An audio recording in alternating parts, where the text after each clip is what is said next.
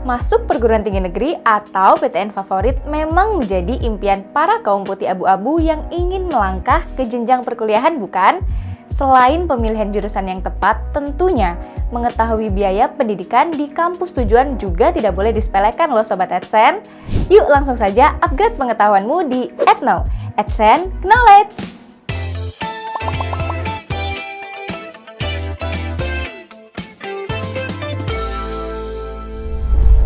Kamu mau jadi mahasiswa Universitas Indonesia, atau Institut Teknologi Bandung, atau Universitas Gadjah Mada? Eits, tapi yakin udah belajar dengan serius? Oh iya, selain belajar yang serius dan konsisten biar masuk PTN impian, kamu juga harus tahu gimana sih sistem pembayaran kuliah di perguruan tinggi tersebut. Karena masing-masing perguruan tinggi punya sistem pembayarannya sendiri loh. Peraturan terkait biaya pendidikan di PTN sebelumnya aku mau kasih tahu nih. Kalau segala informasi tentang standar satuan biaya operasional pendidikan di perguruan tinggi negeri di lingkungan Kementerian Pendidikan dan Kebudayaan sudah diatur secara jelas dalam Permen Ristek Dikti nomor 25 tahun 2020. Sobat AdSense, kamu pernah dengar istilah biaya kuliah tunggal atau BKT? Dan uang kuliah tunggal atau UKT nggak? Keduanya adalah suatu sistem pembayaran kuliah. Bedanya, BKT adalah biaya yang wajib mahasiswa bayarkan untuk keseluruhan operasional per semester tanpa dikurangi subsidi dari pemerintah. Sedangkan UKT adalah sebagian biaya BKT yang harus dibayarkan per semester oleh setiap mahasiswa berdasarkan kemampuan ekonomi dari pihak yang membiayainya. Misal dibiayai oleh orang tua, mahasiswa itu sendiri, atau pihak lainnya. Jadi, UKT ini bisa dibilang semacam subsidi silang sesuai kondisi ekonomi ya Sobat AdSense. Nah, kalau sesuai kondisi ekonomi, berarti sistem UKT ini terdiri dari beberapa golongan.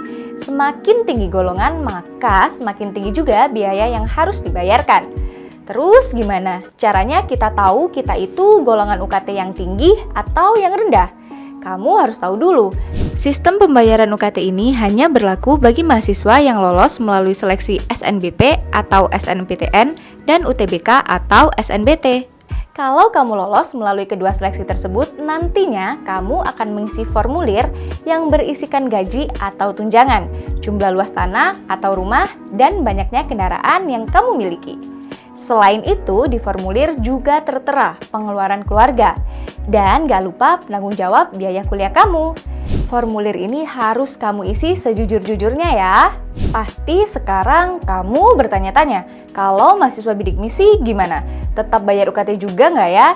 Jawabannya, kalau kamu terdaftar sebagai mahasiswa program Kartu Indonesia Pintar atau KIP Kuliah yang menerima bantuan biaya pendidikan bidik misi, maka biaya UKT yang dibebankan maksimal sebesar Rp2.400.000 per semesternya. Ngomong-ngomong soal biaya UKT, tentunya biaya UKT ini berbeda-beda ya, bergantung pada program studi atau prodi dan jurusan yang kamu pilih. Bahkan bergantung juga sama universitasnya. Kali ini aku mau kasih tahu kamu biaya UKT di 3 universitas terbaik di Indonesia. Pertama, Universitas Indonesia atau UI. UI terletak di Depok dan terkenal banget dengan jaket kuning, bis kuning, plus gedung rektoratnya yang sangat ikonik. Biaya kuliah jenjang S1 reguler di UI untuk tahun ajaran 2023-2024 berbeda dari sebelumnya loh. Kebijakan ini diatur dalam SK Rektor nomor 402 tahun 2023 di mana biaya operasional pendidikan berkeadilan tidak lagi diberlakukan, melainkan memberlakukan sistem pembayaran UKT dengan 11 kelas. Besar biaya UKT antara rumpun Sains, Teknologi, dan Kesehatan atau Saintek dengan rumpun Sosial dan Humaniora atau Sosum ini berbeda ya. Ini dia rincian tarif pendidikan UKT Universitas Indonesia, jalur SNBT dan SNBP untuk tahun ajaran 2023-2024. Rumpun Saintek terdiri dari Fakultas Kedokteran, Kedokteran Gigi, Kesehatan Masyarakat, Ilmu Keperawatan, Farmasi, MIPA, Teknik dan Ilmu Komputer. Sementara rumpun Sosum meliputi Fakultas Hukum, Ekonomi dan Bisnis, Ilmu Pengetahuan Budaya, Psikologi, Ilmu Sosial dan Ilmu Politik, serta Ilmu Administrasi. Kalau mau lebih jelasnya, aku taruh linknya di description box ya.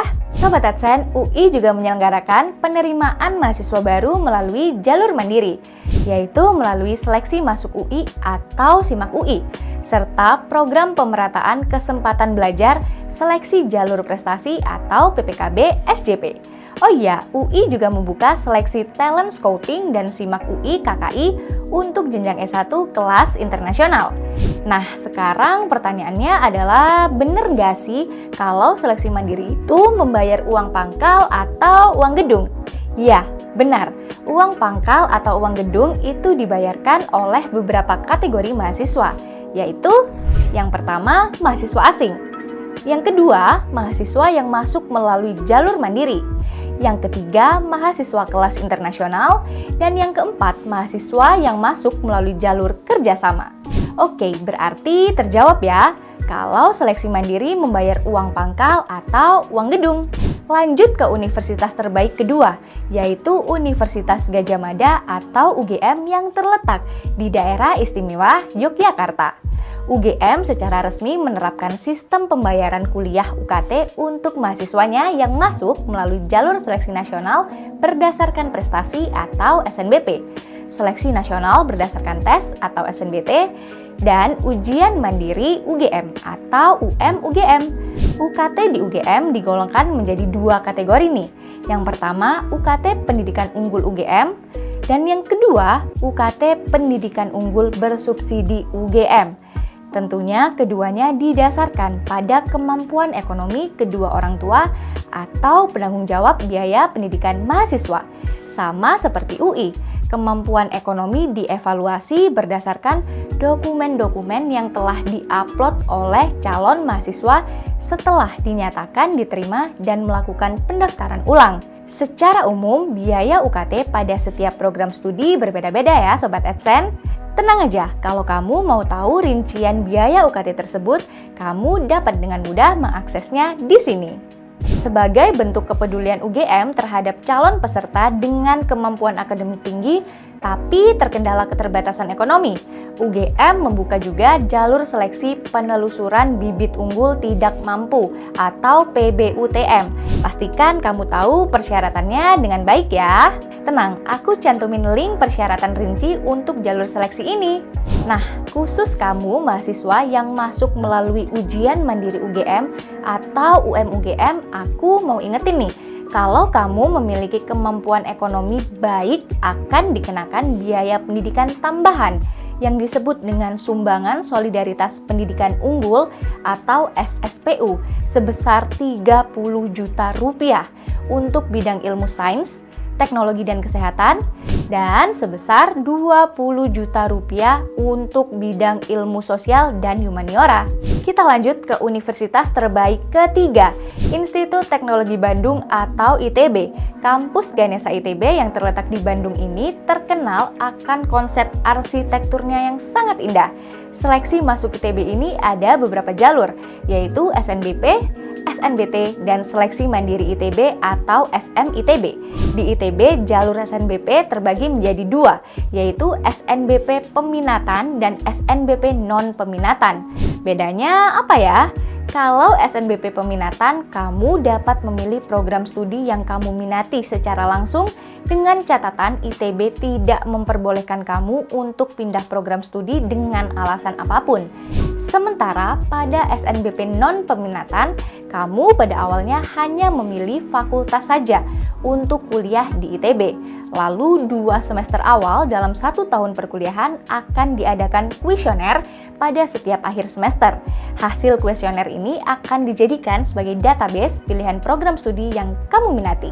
Jadi, selain urutan pilihan program studi dan kapasitas program studi, prestasi akademik tahun pertama kamu juga sangat berpengaruh dalam prosedur penjurusan program studi di ITB. Lalu, bagaimana dengan biaya pendidikan di ITB? Nah, kampus teknik tertua di Indonesia ini juga memberlakukan sistem pembayaran UKT, baik untuk mahasiswa SNBP, SNBT, dan juga SMITB.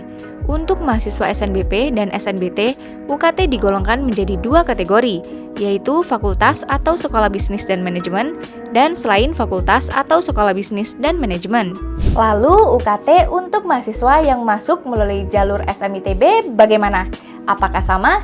Ternyata tidak ya. UKT yang dibayarkan bergantung pada fakultas atau sekolah atau program studi yang ditempuh.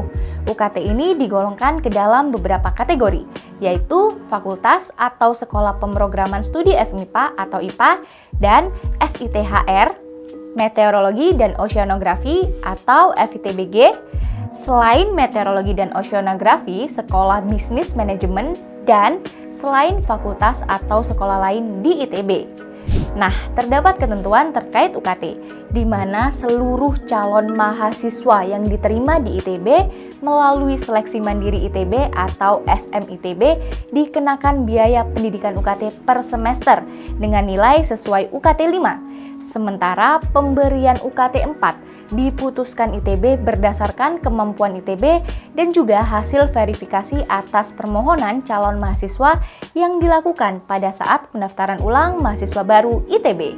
Nah, Sobat Adsen, bagi kamu mahasiswa yang diterima di ITB melalui program SMITB bertanggung jawab untuk membiayai secara penuh pendidikan program sarjananya di ITB. Karena ITB tidak memberikan subsidi biaya pendidikan bagi mahasiswa yang diterima melalui program ini. Dan kamu juga membayar iuran pengembangan institusi atau IP satu kali pada saat pendaftaran ulang mahasiswa baru ITB. Bagi kamu yang mau masuk ITB melalui seleksi mandiri ITB atau SMITB tetapi terkendala biaya, selain beasiswa UKT khusus program studi strategis nasional yang infonya bisa kamu akses di laman resmi ITB, ada juga loh beasiswa KIPK dan dukungan daerah 3T, terdepan, terpencil, tertinggal. Mengutip laman website resmi ITB, ITB menyatakan bahwa dalam rangka mendukung pemerataan pembangunan sumber daya manusia di seluruh Indonesia, ITB memberikan beasiswa bagi calon mahasiswa yang berasal dari daerah-daerah dengan keterbatasan akses terhadap sarana pendidikan, serta bagi calon mahasiswa yang berasal dari golongan kurang mampu. Bantuan tersebut berupa pembebasan biaya pendaftaran seleksi mandiri ITB atau SMITB 2023 serta pembebasan biaya pendidikan termasuk pembebasan UKT per semester dan iuran pengembangan institusi. Itu dia sistem pembayaran atau biaya pendidikan di 3 universitas terbaik di Indonesia. Sobat Adsen, segala informasi yang udah aku sampaikan, aku cantumkan linknya di description box ya. Jadi kamu bisa memahaminya lebih lanjut. Oh iya, jangan lupa follow media sosial adsen.id untuk upgrade pengetahuanmu mengenai pembahasan soal, informasi seputar kampus, dan fenomena sehari-hari. Sampai jumpa, salam pintar!